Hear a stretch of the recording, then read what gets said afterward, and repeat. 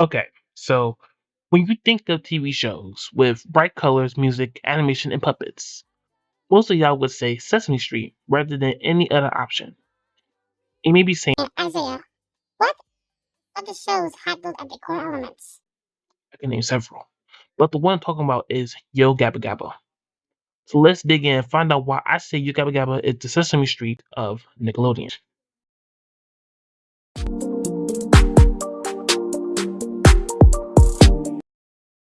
So we're going back to the start, the beginning, okay? So Yo Gabba Gabba was created by parents wanting better shows for their kids to see than what was on at the time.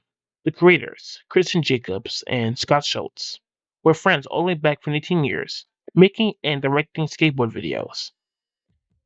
They wanted to make a show with actual artists and performers, and they did. They started out small, planning a pilot in 1999, and they produced an independent pilot. You know, it was posted on the internet, thinking nothing of it. Like, oh, is this a pilot? Just put it on the internet and see what's gonna happen. See if people like it. What can we do next for it? Some stuff like that. But the director of Napoleon Dynamite and Nacho Library, Jared Hess, actually saw the pilot and recommended to executive vice president and executive creative director of Nickelodeon Preschool, Brown Johnson. And when that happened, another pilot was made in 2006. But unlike the original pilot, D.D. Lance Rock, portrayed by Lance Robertson, and Biz Markie appeared in it. And it was very similar to what the actual show became. The first season aired in August 2007, and it featured many of the same elements from the pilots and what came after, including segments like Biz Beer Today, Mark's Magic Pictures, Dance Time, Cool Tricks, and the Super Music Friends Show. In the first season, the Super Music Friends Show segment was irregular due to them not being able to get celebrity guests for every single episode. The expansion. All that changed in season 2. In December 2007, Nick Jr. renewed Yo Gabba Gabba for a second season. By season 2, Yo Gabba Gabba kept expanding in popularity. Many celebrities wanted to be on Yo Gabba Gabba.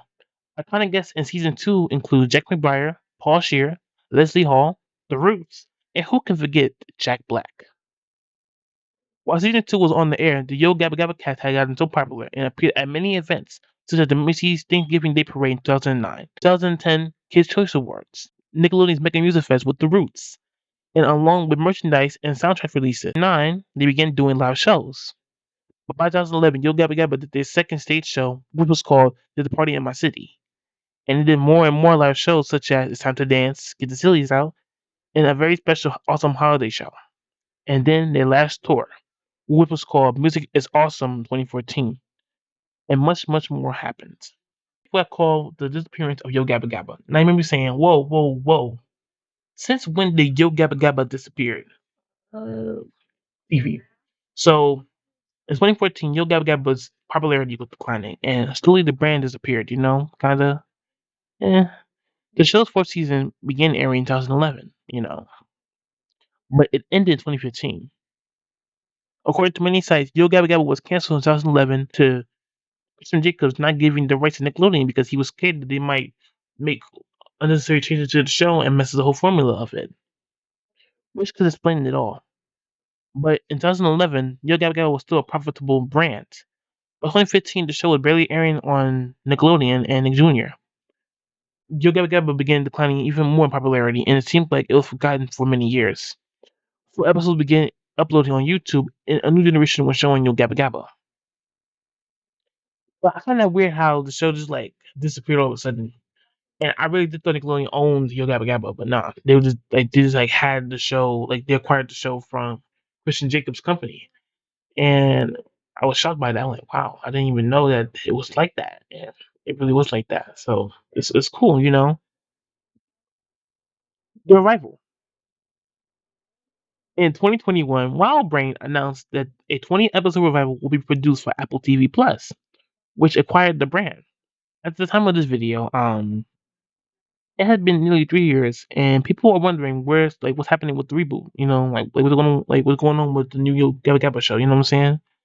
And according to a comment on a Reddit post on the subreddit Leaks and Rumors, someone asked for details regarding it, and a user by the name of Any Beautiful 9398, and they claimed that it should be out during the first quarter of next year.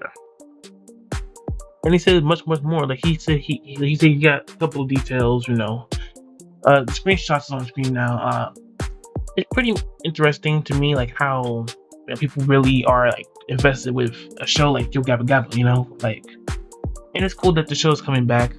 I'm definitely gonna watch the reboot. I watched the original show.